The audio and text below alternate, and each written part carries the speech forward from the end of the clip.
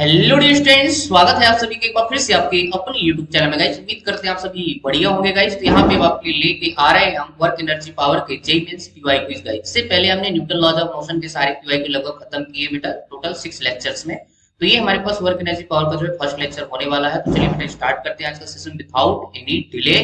So let's see the first question. The first question says that the potential energy of a function for the force between two atoms in a diatomic molecules is approximately given by आपको बताया ux is equal to a divided by x power 12 minus b divided by x power 6 where a and b are constant and x is the distance between the atoms. if the dissociation energy जो होती है बेटा वो उसको बोलते हैं bond break करने के लिए अपने को एनर्जी चाहिए होती है। केमिस्ट्री में आपको पढ़ाया जाता है, ठीक है, जिसमें यहाँ पे वर्ड यूज किया है। डिसोसिएशन का मतलब होता है जो बॉन्ड ब्रेक करने के लिए अपने को एनर्जी चाहिए होती है, तो डिसोसिएशन एनर्जी बोलते हैं बेटा, ठीक है। Of the molecules is D दे रखा है, तो हमें डी की वैल्यू बताना है कितनी होगी बेटा। एंड दिस क्वेश्चन इज आज के एआई ट्रिपल 2010 में पूछा है। ऑप्शन दे रखे हैं, first option B square divide by 6 है, second option B square divide by 2 है, थर्ड ऑप्शन दे रखा है बी स्क्वायर 12 है, फोर्थ ऑप्शन दे रखा है बी स्क्वायर डिवाइड बाय 4 है गाइस, ठीक है।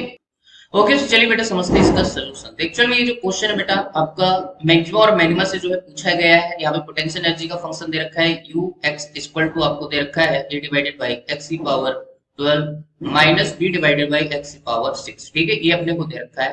अपने को करना है क्या है, थोड़ा सा हम इसको अपने फॉर्मेशन में बना लेंगे बेटा। U X equal to A X की पावर ऊपर लेके जाएंगे तो -12 हो जाएगा, माइनस बी एक्स की पावर -6 हो जाएगा, ठीक है।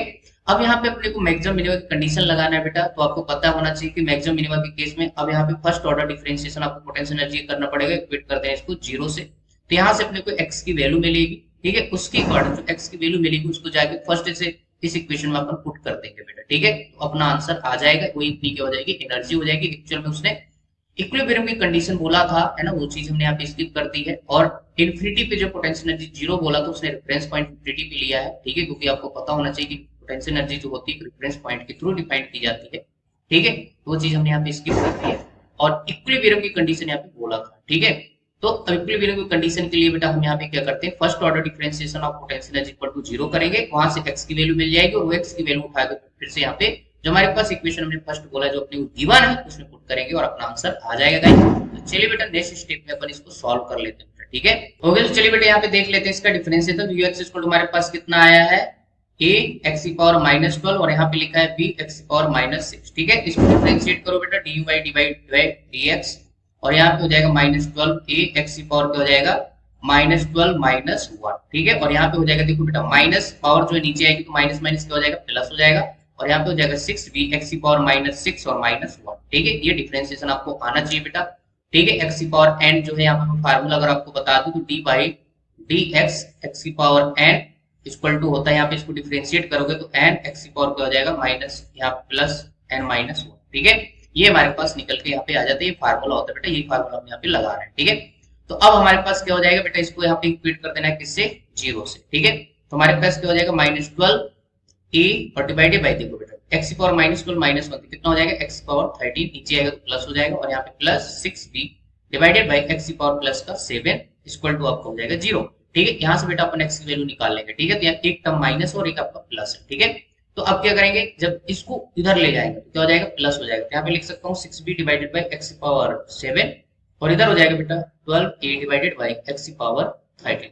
ध्यान से देखो, मैं इधर काट सकता आमने सामने, 6 2 जा 12 और बेटा यहाँ पे x की पावर 7 है और x की पावर 13 है, ये भी कट जाएगा। तो हम यहाँ पे लिख सकते हैं बेटा क्या, यहाँ पे बचेगा सिर्फ b और b इक्वल टू इधर कितना बचेगा 2a और डिवाइडेड बाय x की पावर कितना बचेगा बेटा 6। तो यहाँ पे x की पावर 6 इक्वल टू आ जाएगा 2a डिवाइडेड बाय b, तो x इक्वल टू आ जाएगा 2a डिवाइडेड बाय b की होल पावर कितना हो जाएगा 1/6। क्लियर है। तो ये हमारे पास x की वैल्यू आ जाएगी।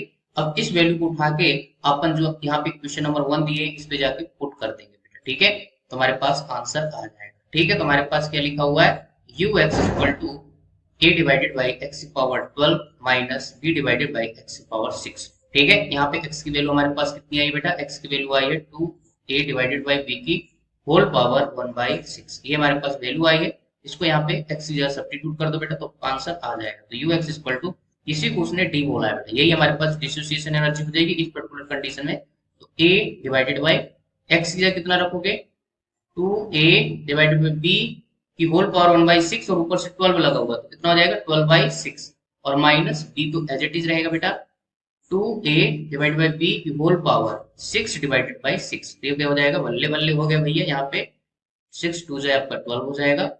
ओके सो अब हमारे पास यहाँ पे टी की जो वैल्यू बेटा निकल के आ जाएगी क्या हो जाएगा देखो यहाँ पे a ऊपर लिखा है नीचे क्या बचेगा बेटा 4a स्क्वायर और b जो है आपका ऊपर चला जाएगा तो क्या हो जाएगा b स्क्वायर और यहाँ पे सेकेंड स्टेप में क्या हो जाएगा बेटा आपके पास b और एक b और ऊपर जाएगा तो हो जाएगा b स्क्वायर नीचे बचेगा आपका 2a ठीक है।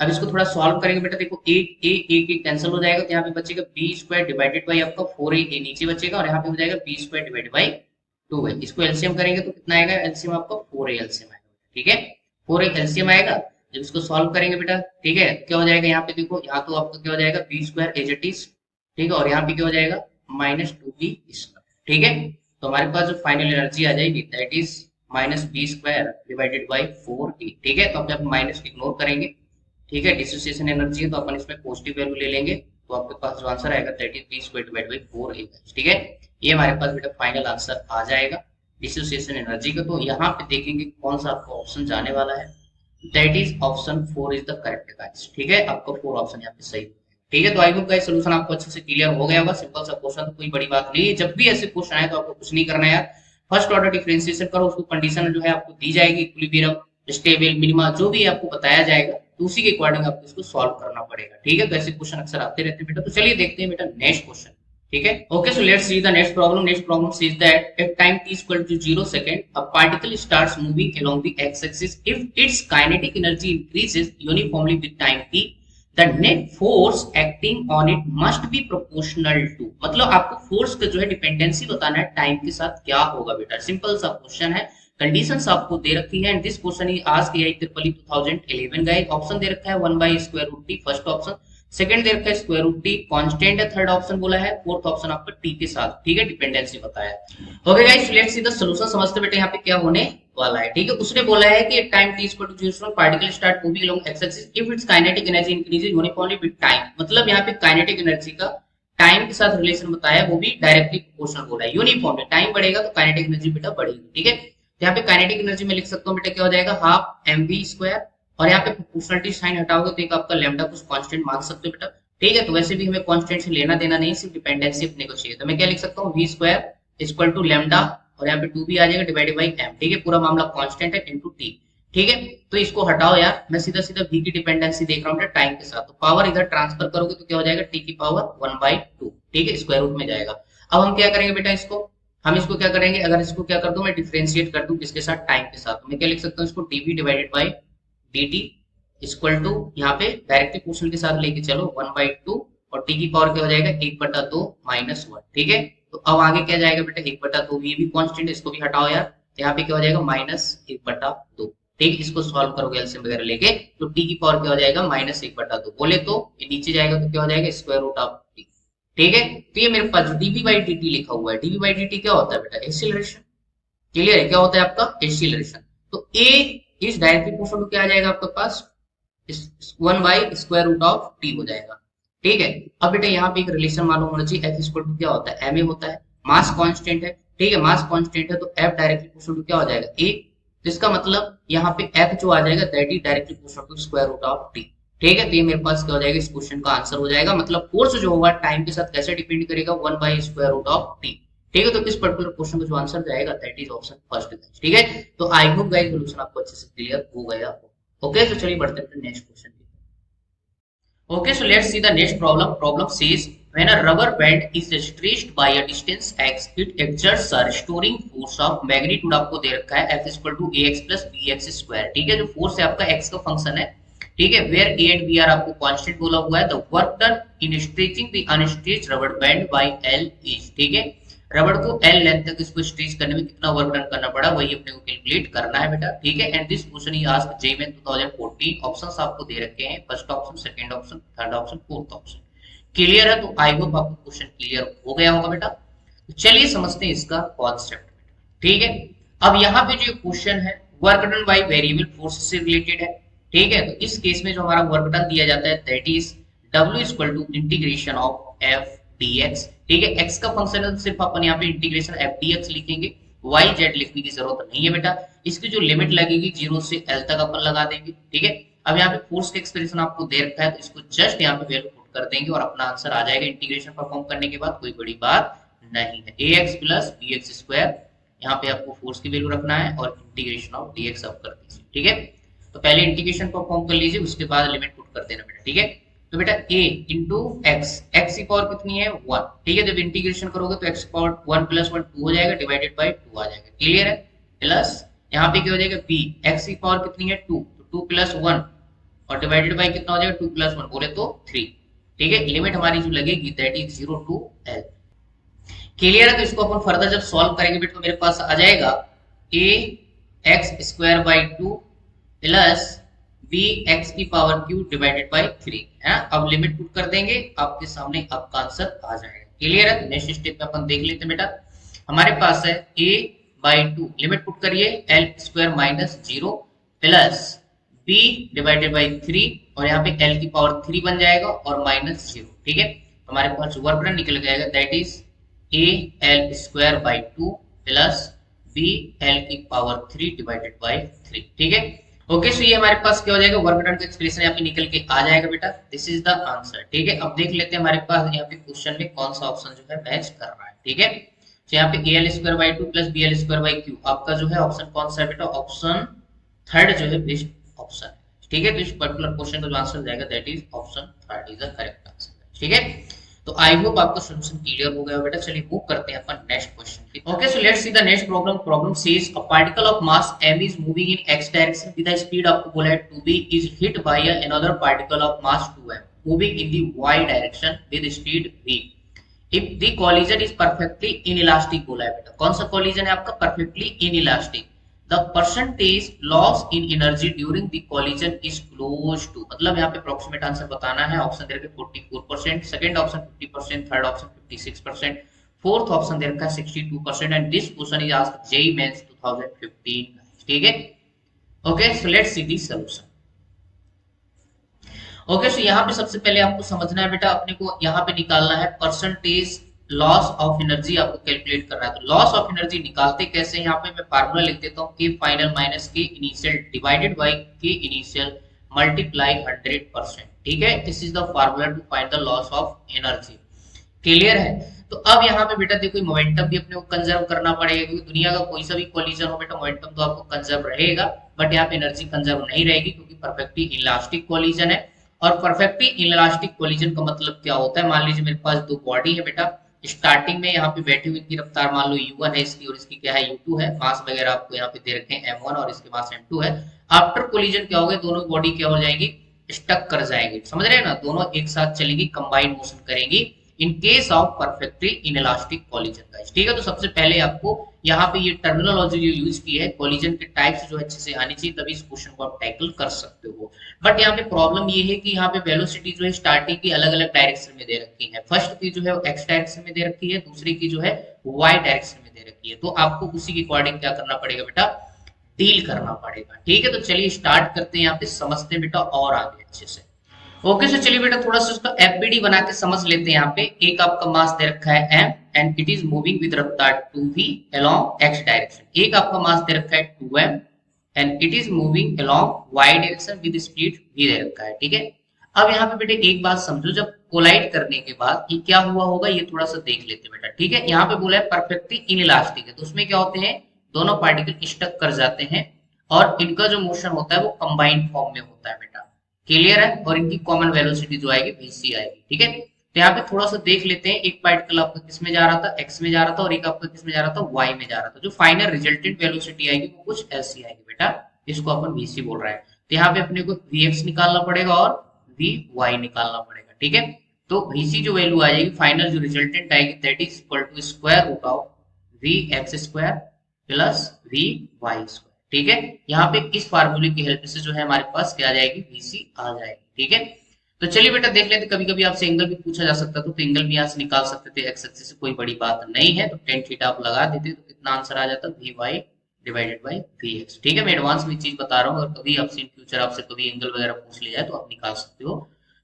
ओके, सो चलिए बेटा यहाँ पे देखते हैं। यहाँ पे सबसे पहले अपन मोमेंटम कंजर्व करेंगे लॉन्ग एक्स एक्सिस, उसके बाद अपन वाई एक्सिस में, ठीक है। इसके बाद इनिशियल काइनेटिक एनर्जी लिखेंगे और फाइनल अपन सॉल्व कर लेंगे, ठीक है। तो सबसे पहले अपन कंजर्व करते हैं linear momentum along X axis, ठीक है।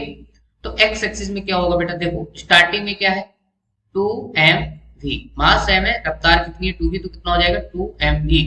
फाइनल क्या हो जाएगा एक्स एक्सिस में बेटा, एक्स एक्सिस में इसका मास m है, दूसरे का मास दे रखा है 2m, ठीक है। तो कंबाइन होकर चलेंगे तो कितना हो जाएगा आपका 3m, और रफ्तार अलोंग एक्स एक्सिस हमने vx मानी है, ठीक है। तो vx की वैल्यू कितनी आ जाएगी आपके पास, vx इक्वल टू आ जाएगा, m ने m को मार दिया और हो जाएगा 2v डिवाइडेड बाय 3, ठीक है। इसके बाद बेटा अलोंग y एक्सिस अपन मोमेंटम कंजर्व करेंगे, तो यहाँ पे क्या हो जाएगा, अगेन आपके पास कितना आएगा 2mv, ठीक है, क्योंकि इसकी रफ्तार v और मास 2m दे रखा है, तो 2mv, ठीक है, इक्वल टू कितना हो जाएगा 3mvy, ठीक है। ये मेरे पास y के लॉन्ग जो है मोमेंटम हो जाएगा, m ने m को मार दिया, तो vy की जो वैल्यू आएगी that is 2v divided by 3, ठीक है। तो यहाँ पे मेरे पास vx और vy की वैल्यू आ चुकी है बेटा, ठीक है। अब क्या करेंगे हम यहाँ पे vc कॉमन वेलोसिटी जो यहाँ पे कैलकुलेट कर लेंगे इस फार्मूले की हेल्प से, ठीक है। तो हमारे पास जो बेटा कॉमन वेलोसिटी आएगी vc that is equal to square root of कितना हो जाएगा, ध्यान से देखो vx स्क्वायर करोगे तो कितना हो जाएगा बेटा 4v square divided by time plus again क्या हो जाएगा 4v स्क्वायर डिवाइडेड बाय 9, ठीक। ये मेरे पास हो जाएगा, ध्यान से देखो बेटा स्क्वायर रूट अंदर क्या बन जाएगा 8v स्क्वायर डिवाइडेड बाय 9, ठीक है। 9 का स्क्वायर रूट कट जाएगा और v स्क्वायर जो है काट के बाहर आ जाएगा, तो कितना बन जाएगा v डिवाइडेड बाय 3 और अंदर आपका रह जाएगा स्क्वायर रूट ऑफ 8, ठीक है। तो v बाई 3 स्क्वायर रूट 8, आप इसको और भी निकालना चाहो तो vc आप ऐसे भी लिख सकते हो 2v रूट 2 डिवाइडेड बाई आपका 3, ठीक है। तो इसको आप ऐसे भी लिख सकते हो, कोई बड़ी बात नहीं,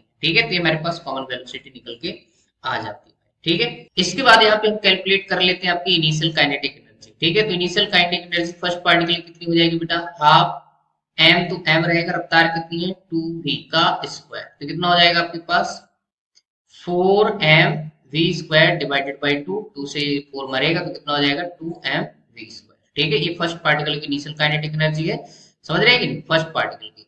सेकंड पार्टिकल की इनिशियल काइनेटिक एनर्जी कितनी आ जाएगी, सेकंड पार्टिकल की हाफ, मास कितना बेटा इसका 2m इंटू वी स्क्वायर, ठीक है। 2 ने 2 को कैंसिल कर दिया तो कितना हो जाएगा आपके पास mv स्क्वायर, ठीक है। तो हमारे पास यहाँ पे टोटल जो एनर्जी आ जाएगी स्टार्टिंग की, ठीक है, kT इनिशियल कितनी हो जाएगी, ध्यान से देखो आपके पास हो जाएगी 3mv स्क्वायर, क्लियर बेटा, ये हो जाएगी। अच्छा, और यहाँ पे जो फाइनल आ जाएगी बेटा kinetic energy that is half, mass कितना हो जाएगा फाइनल कंबाइंड फॉर्म में 3m इंटू vc का स्क्वायर, और vc की वैल्यू कितनी दे रखी है बेटा यहाँ पे, एक बार मैं लिख देता हूँ vc का स्क्वायर, तो के फाइनल जो हो जाएगा आपके पास 1/2 मल्टीप्लाई 3m और vc की वैल्यू हो जाएगी 2 रूट 2v डिवाइडेड बाई 3 का होल स्क्वायर, ठीक है। ओके, सो फाइनल एनर्जी हम यहाँ पे लिख रहे हैं, तो के फाइनल इक्वल टू कितना हो जाएगा बेटा 3m डिवाइडेड बाई 2, ऊपर हो जाएगा 8v स्क्वायर डिवाइडेड बाई आपका 9, ठीक है। ये हमारे पास बनने वाला बेटा, इसको आप चाहो तो काट सकते हो 3 3 जा और यहाँ पे 2 4 जा, क्लियर है। तो फाइनल काइनेटिक एनर्जी आपके पास कितनी निकल के आ जाएगी बेटा 4mv स्क्वायर डिवाइडेड बाई 3, ठीक है। ये हमारे पास यहाँ पे निकल के आ जाएगी। अब अपने को क्या निकालना है बेटा, परसेंटेज निकालना है, ठीक है।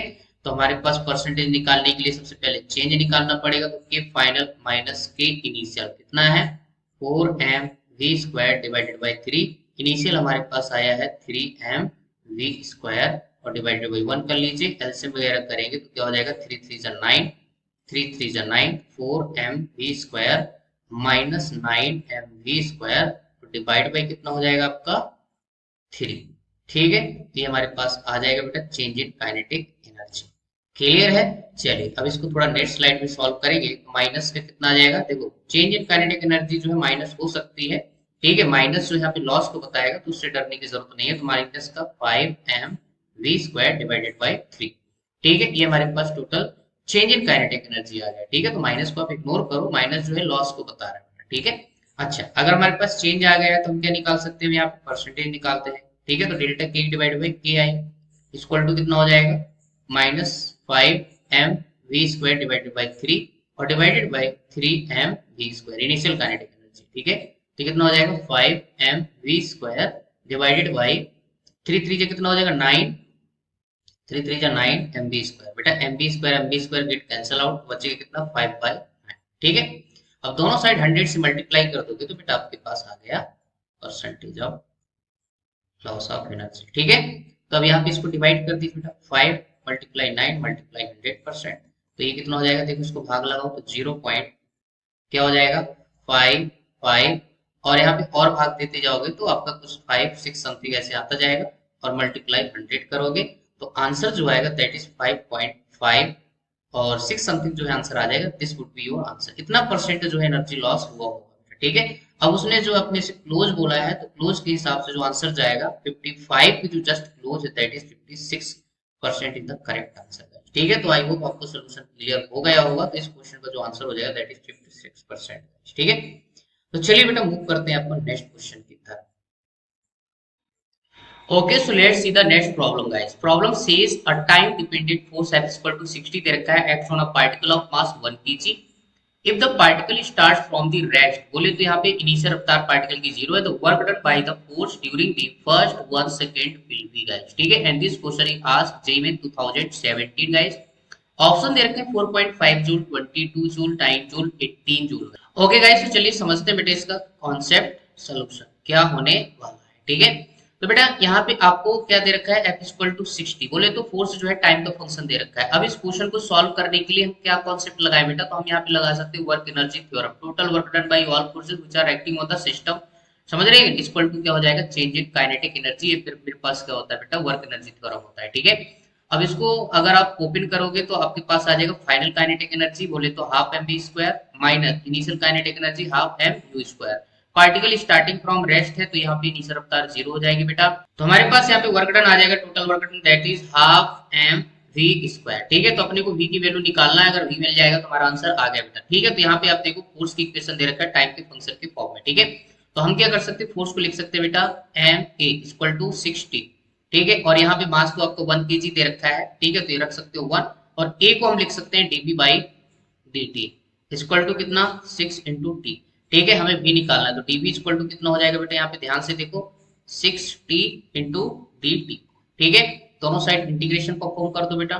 टाइम 0 से 1 सेकेंड आपको दे रखा है। ठीक है, और रफ्तार स्टार्टिंग फ्रॉम रेस्ट, और इसी टाइम टी पे 1 सेकेंड पे आप रफ्तार भी मान लो। ठीक है, इसको दोनों साइड आप इंटीग्रेट कर दो और आपके सामने जो है आंसर बेटा आने वाला है। ठीक है, तो हम क्या कर देंगे, यहाँ पे इंटीग्रेशन परफॉर्म करेंगे तो v माइनस 0 हो जाएगा, इधर का बन जाएगा 6t square divided by 2, limit 0 से।